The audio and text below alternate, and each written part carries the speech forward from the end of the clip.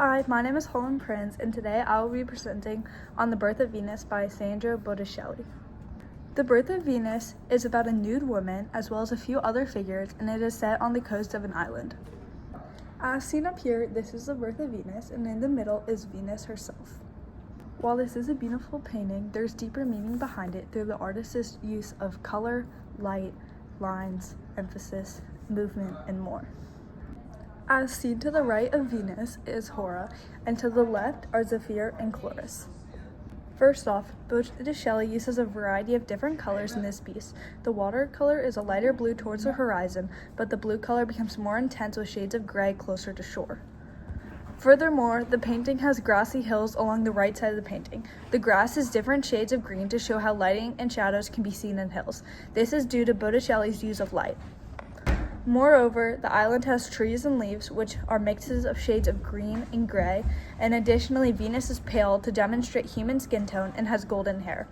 For Hora, Zephyr, and Chloris, they have bright colors in their clothing with bright pink and blue shades and realistic pale skin tones. Botticelli uses color to depict a beautiful island scene and realistic human beings. The Birth of Venus is also a beautiful painting for its use of lines. First, Botticelli uses lines to make figures stand out and have a defined form. When looking at Venus, there are lines used to define muscle in the body, such as ab muscles and arm muscles. This emphasizes her feminine form and focuses on her beauty. These lines can also be seen in Zephyr and Chloris, and another use of lines is the wavy lines used over the water. These lines are meant to symbolize waves and add movement to the water. Furthermore, there's a cloak around Zephyr and Chloris and one around Hora as well. The lines used to make these cloaks are bending and folding over each other to create an idea of wind. These lines appear to go in diagonal direction, moving downward in the sky, and contribute to the wind movement.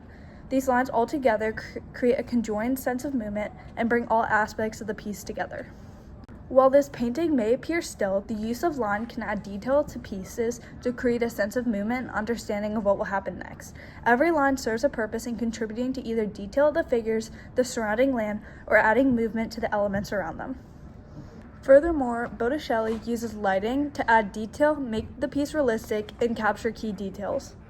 One way that Botticelli uses lighting is on the hills in the background. These hills stretch across the right side of the painting and consist of different shades of green. The different shades aim to show light and how it casts against an object. As the intensity of the green decreases, it can be inferred that the shadows build. Additionally, when the green is brightest, it can be inferred that the light is shining upon it. The use of lighting adds detail to the grass and also showcases a realistic view of what real grass and hills look like. The same idea can be seen with the water, with the lighter watercolor having more light cast upon it and the darker water having less light cast upon it. Also, Venus appears brighter than the other figures. This is due to the light being on her and the darker background contrasting that light. The use of light works with color to create a balanced piece with the light on Venus, darker background tones, and both bright and less intense colors. Lastly, Botticelli was able to use emphasis to draw attention to Venus and highlight major themes. One way the artist used emphasis is in positioning. Botticelli positioned Venus in the center of the painting to direct the viewer's attention to her. He also used lighting to make her stand out.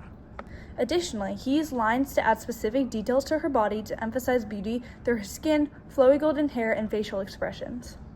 With all these steps in mind, Botticelli was able to make Venus and her beauty stand out to the audience and understand that she's the focal point. Also, he uses her figure and posture to make her stand out using contrapposto. In art, contrapposto means putting all the figure's weight onto one leg.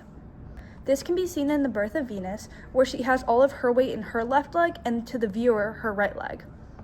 To conclude, The Birth of Venus stands out for its visual appearance and deeper meaning. Botticelli uses color, lines, movement, light, and emphasis to create this piece, and he uses creative color schemes and shades to create a realistic piece of art. Furthermore, he uses lines to make the piece come to life, such as the wavy lines in the water to make the audience anticipate waves pushing Venus on the shell towards the shore, and the diagonal lines to create a sense of wind, and the cloaks of the other figures to further that idea. The use of light highlights key details in Venus's presence, and finally, the different components come together and emphasize Venus. Botticelli has made The Birth of Venus a one-of-a-kind, valuable painting with so much deeper meaning.